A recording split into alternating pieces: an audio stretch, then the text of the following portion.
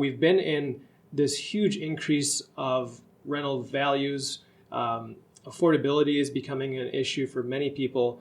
And a lot of people are asking themselves, how long can we be on this trajectory? So I want to ask, from your perspective, kind of boots on the ground, your perspective of how many showings are you still getting for when you're putting a property out there? Are we still seeing high demand for all types of housing, or is it certain segments, certain price points? Guardian has had a very successful summer, so we did see rent increases in all the markets throughout the entire year, this past year.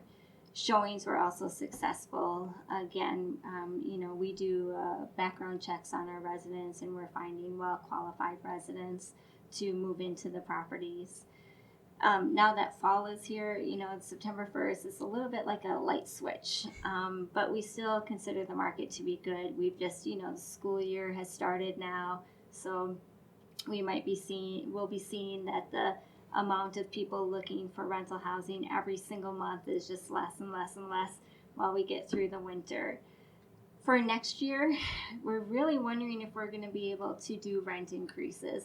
We actually thought last year, are we at a high? Are we at the end?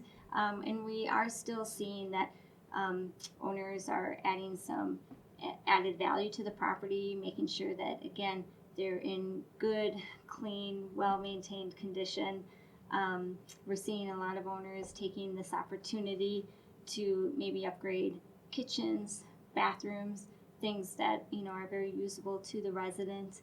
And we did see rent increases this past year, but we're wondering if for 2020, if we'll see rents stay about the same. Okay. It's our guess. Okay.